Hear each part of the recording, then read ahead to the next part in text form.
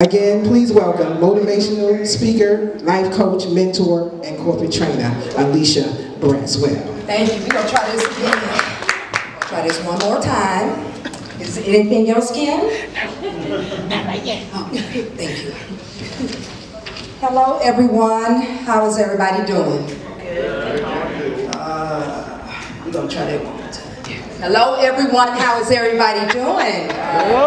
Okay, hey, that's a little bit, hey, that's better. My name is Alicia Braswell, better known as Big Slim. That's my little nickname, my ball name. But I bring to you today a subject. First of all, I want to just back up just for a moment. Kim, thank you so much for allowing me to come before your young ladies, your beautiful young ladies, and speak to them today. And the subject that I want to talk about today is what is natural beauty. I'm going to say that one more time. What is natural beauty? And before I get started, I'm going to tell you a little bit more about myself. Again, my name is Alicia Braswell, and I just started my company, Motivation and Determination, LLC, and I've been working at Georgia State University for the past 10 years, and God just placed on my heart to help our youth today because they're going through so much today with suicide, depression, gun violence. It's just so much that they're going through, preteen pregnancy. I mean, it's just so much that's happening out here. And not only our youth, I want to go to places, God wanted me to go to places that other people would not go to, like the men and women shelters, and speak to them. The men and women that's in prison and jails, and speak to them. But my first focus is our youth, because our youth, without them, it will be no us, because our youth is what, you know, where it starts at. But I want to take you back for a moment. I was 5 years old, and I moved to Atlanta, Georgia, with my mom and my sister and myself and my stepdad. And when we moved to Atlanta, Georgia, I'm not sure if you all know the area, 4th Ward, over there by Martin Luther King, but that's where we moved. That's where we first moved. And so I went along, and, you know, I loved school. I did everything, and, you know, got A's and B's, all that good stuff. And when I went to elementary, I became a dancing machine. You know, every now and then I was in the talent shows. You know, I like to do my thing and drop it like it's hot. I can only drop it like it's warm now because I had back surgery, so, you know, I can still do a little something. But I used to love to dance, and I remember seeing my mom in the audience, and we called ourselves the Boogie Oogie Girls. I was in a talent show. And so those are just some of the fun moments that I remember my mom by. But when I was in high school, something happened that would change my life forever. When I was at Fulton High School, and back then, you know how it was grades 8 through 12 at that time. So you was 13 in high school. So I thought I was something. I'm in high school, and, you know, I'm running track and playing basketball and, you know, doing all these kind of things. And I actually had one of my teammates here in the audience. We actually got a scholarship to South Carolina State College. And Cassandra, how are you? We actually got a basketball scholarship to South Carolina State. But I want to just back up. At the age of 14, on January 13, 1986, woke up one morning, it might have been about 5 or 6 a.m.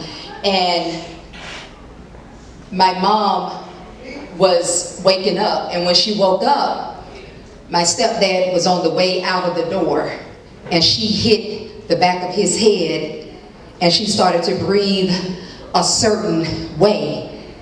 And the only thing I could remember that morning was my stepdad calling my name over and over. So to make a long story short, once I got up, I called the ambulance and I waved like this. I was like, oh my God, y'all come over here. So, you know, Grady Hospital, we love Grady, they're a good hospital, but at that day, on that day, they took a very, very long time to come. And so when they came in, I'm outside doing like this because my mom, she was in the house, and the only thing that I could remember my mom doing was breathing, and she was like, she might have did that about 15 times. So by the time we came in back in the house, and when I called my sister My sister actually beat the ambulance over there. So by the time we went back upstairs and everything, my mom took her very last breath right in front of me when I was 14. And so that kind of changed my life. So I could have gone this way, but I'm here today not to talk about me, but I share that story with you to let you know that my mom, she taught us, me and my sister, about loving yourself, not trying to be like the Joneses. Who are the Joneses? Who even came up with that name? I mean, the Joneses. Be yourself. And what I want to talk to especially the young ladies, two things that I want to touch on today is about what is natural beauty. Loving yourself, being yourself. It's not about who your friends and what they look like. It's about being yourself. So it's 2 pointers I want to touch on because it's very crucial. It seems simple, but the number one topic is about hair. Hair, being yourself.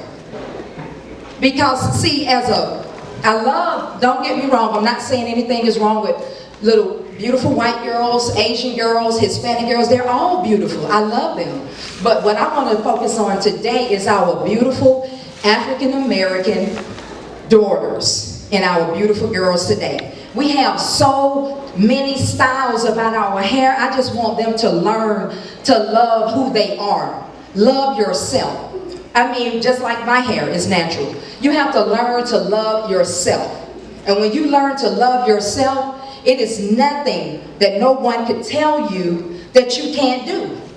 And that's what my mother instilled in me, and I have to give a shout out to my sister because she raised me at the age of 19 and I was 14. And it took a lot for her to put her life on the line to raise me. So I went on through high school, I was very popular, kind of played sports and all that good stuff. But I still missed out on the fact that my mom wasn't at my prom. My mom wasn't at my high school. My mom didn't go to my graduation in college. She didn't see me get married when I was married for 10 years. But that's another story. But anyway, my thing is just love yourself. Natural beauty. We have so many styles that we can do with our hair, and it's nothing wrong with the wigs. There's nothing wrong with that. I love wigs. My daughters, they do their thing. Wigs, weaves, braids, perms. But what I want the girls to know is that you're naturally beautiful just the way you are, with your beautiful natural hair. I want to say that one more time. You are beautiful just the way that you are. Naturally beautiful. And that's the first thing that I want to talk on. The very second topic that I want to mention is social media. And I know you guys are saying, now what does social media have to do with anything? It has a lot to do with it because the images that they portray on social media, they want to be like someone on social media. And y'all know that a lot of these girls that y'all see, some of that stuff is fake. All this stuff is not real. You have filters. Y'all know what I mean about filters. Who know what filters are? Where you pretend like you got, just gorgeous skin, but you might have a few blemishes, which is okay. So you got to learn to love your blemishes. You got to learn to love your, whatever it is, learn to love that. Love to learn yourself.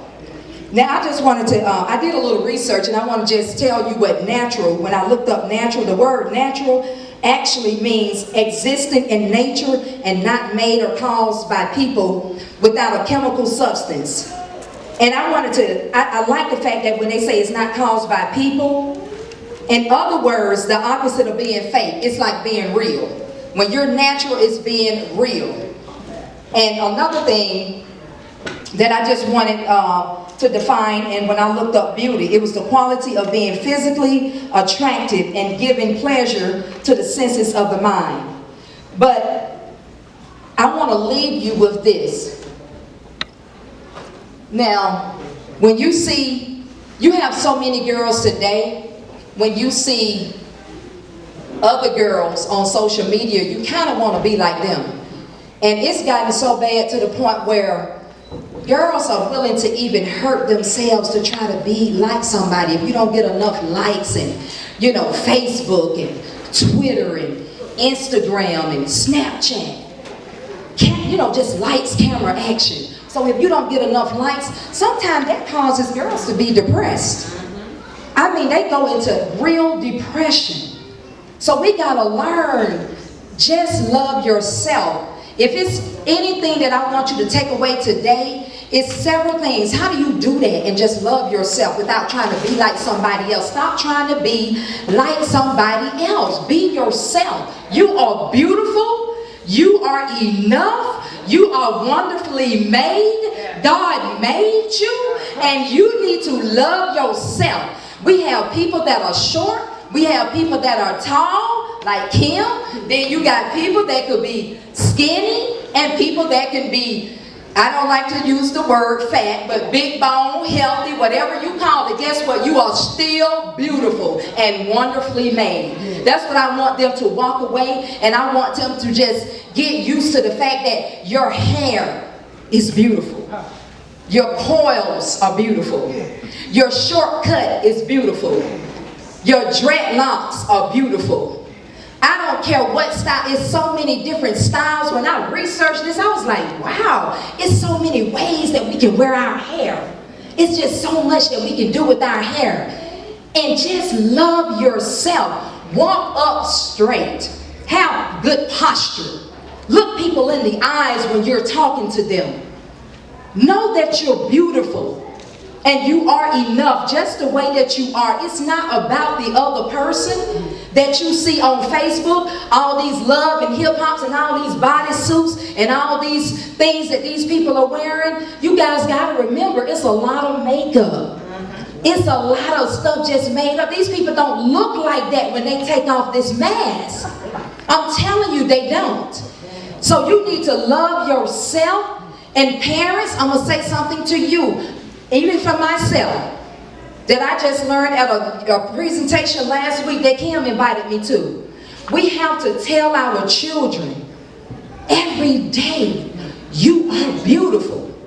It's not about when they put on pretty clothes, but what about when they just wake up and their hair is just in disarray? You are still beautiful.